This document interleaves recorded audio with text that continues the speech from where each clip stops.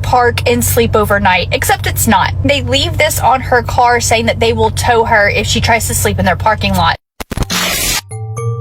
Perempuan ini diusir oleh pihak gereja hanya karena ia memarkir mobilnya di halaman gereja dan tidur di sana semalaman.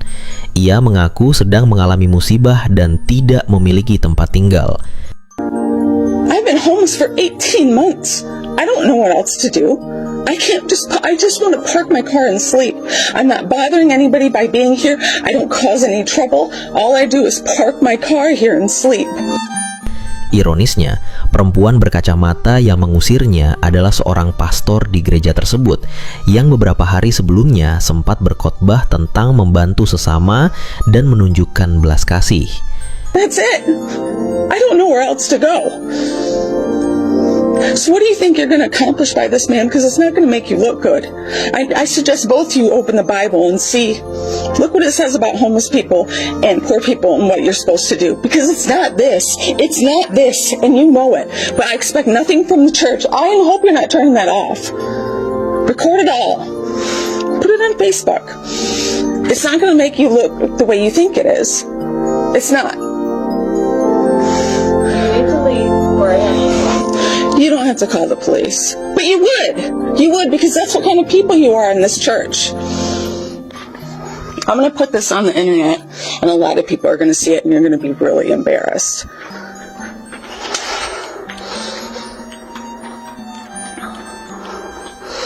Tell me where in the Bible it says, let's be shitty to homeless people who just sleep in their car.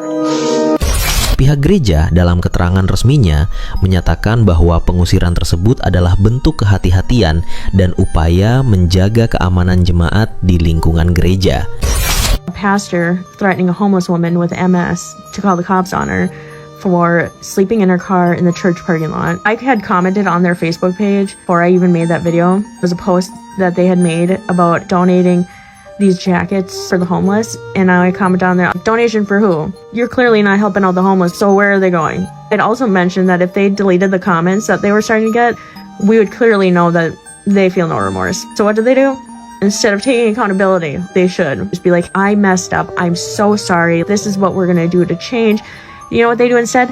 They turn off all calls, block all emails, they deleted their Facebook just to not take any accountability.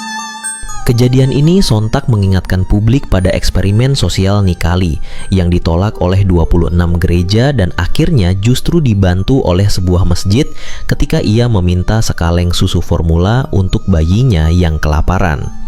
Pihak gereja yang menolak membantu Nikali beralasan bahwa mereka sering menerima panggilan telepon penipuan sehingga harus ekstra berhati-hati. Firstly, churches, pastors, and church elders recognize that we are stewards of the money that's been given to the church. So we want to use it wisely. Whenever people donate to the church and give their offerings to the church from their hard-earned money, we who are in leadership look at that as a sacred trust. And so we want to make sure that we use the money in a manner that gets the most benefit and helps people that are really in need. So when you have somebody call your church that you have no relationship with, you don't know them, you don't know their background, you don't know whether they're being truthful or dishonest, all those things, you just have to be a little bit careful. It's not my money.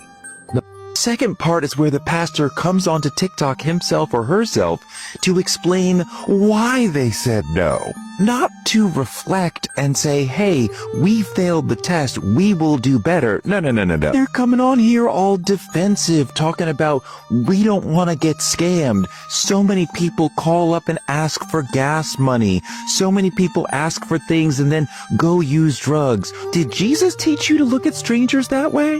Netizen melihat gereja sebagai lembaga agama yang mendapat pengecualian pajak dengan pendapatan bulanan mencapai ratusan ribu dolar, namun tetap gagal memberikan bantuan ketika dibutuhkan. And my longtime followers know I've been banging this drum for years, but let's go through it again. 3 years ago, I put a video out sourcing a Pew Research study of how the average budget of a church that has over 2,000 congregants in America breaks down, and it stirred up a hornet's nest. But people need to know, okay? First, in America, the average monthly income for a church with 2,000 attendees is approximately $458,000.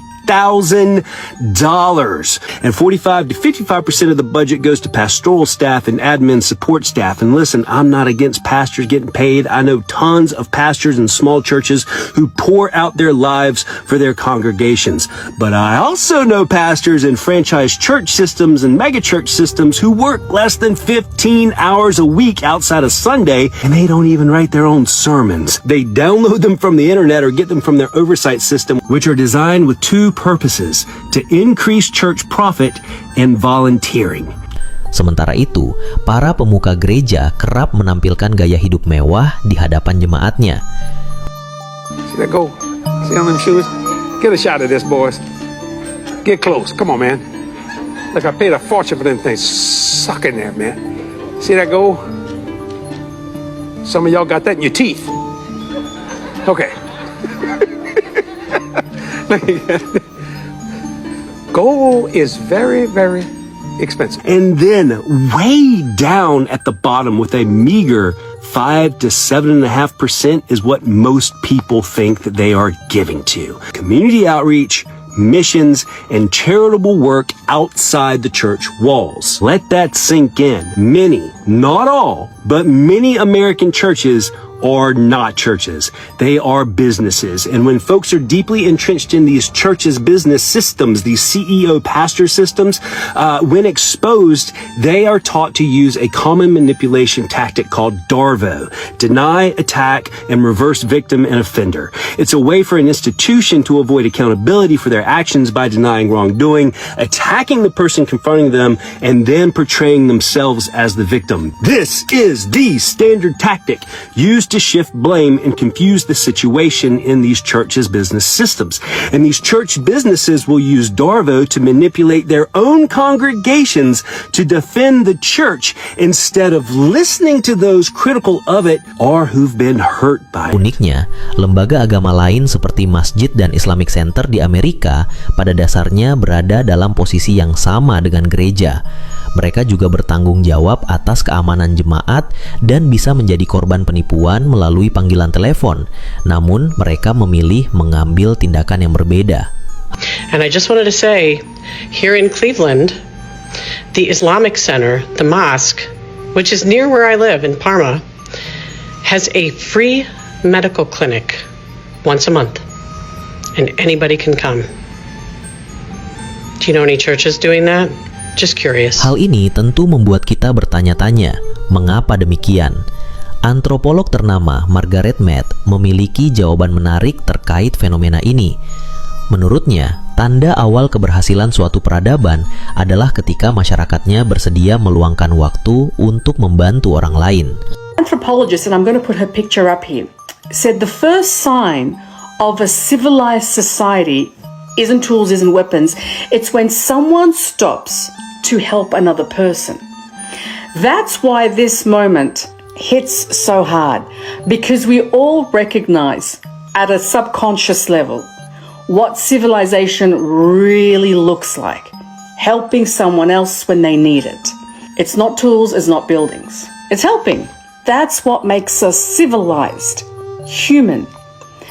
And that's why this social experiment has gone viral. Because deep, deep down, we all know we function as a society only when we help one another, especially when it comes to institutions that exist for the sake of God. But can I add, next time you hear Allahu Akbar, God is great, you've probably heard that on the news, in a movie, on a headline, and it's always mostly been associated with being uncivilized. Now you know you've been played, because Allahu Akbar, God is great, is the yes, is the main reason that lady got a yes from the mosque. Allahu Akbar is simply gratitude to God. It's what we say when we go to prayer. It's what happens when pass an exam, God is great. It's what happens when we get a dream job or any job, God is great. It's what happens when we get good news. It's what grounds us when we get not so good news. Just as equally shocking it was to many that the churches didn't say yes, I hope it wasn't as abrupt or equally shocking when the mosque said yes. because that's the philosophy of Allahu Akbar.